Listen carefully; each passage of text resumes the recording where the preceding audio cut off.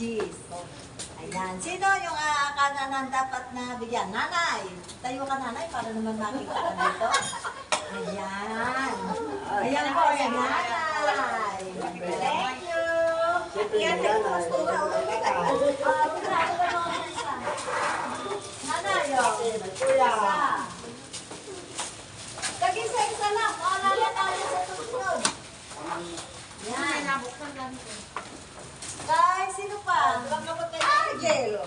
Angel. Yan. Nanay, tatay. Ayan po, napapabigay po kami. Yan. Ito, bakit walang pa naman yun? Bakit natin natin? Ano pa naman yan? Hindi mo pa kami na yan eh. Ay, ito, May. Dito mo na yan, kaway-kaway ka muna. Ayan.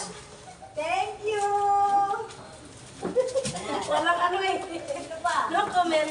Si Pag may Kuya. nanay, O, ito pa. Kukuha dito. pag may nanay, may tatay. O, ikaw din lang. Ayan. Hello. Ayan po. Ay, teka. Asan yung candy? May candy ba yung sa inyo? O, may candy. May cheese, ha? Ilan pa yung cheese natin? Ito ni Emma. Bawal ang panahon natin.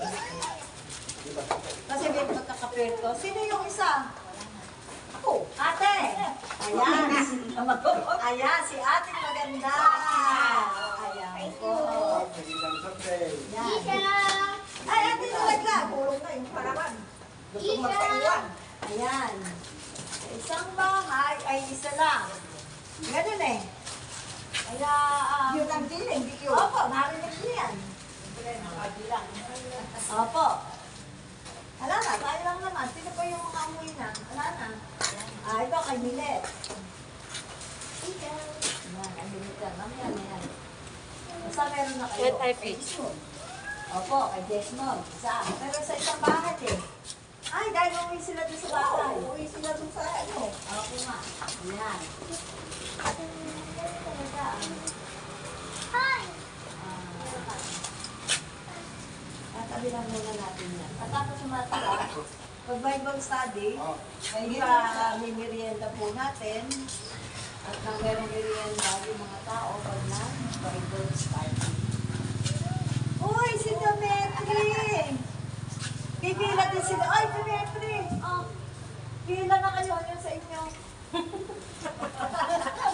Oh, di na kayo. Oh, ito na yung sa inyo. Oh, Pagpapinyo ko na kayo. Dali. Ayun! Kaya may pina din. Ayun! Yung hindi ka. Ayun! Okay, Bye. Bye!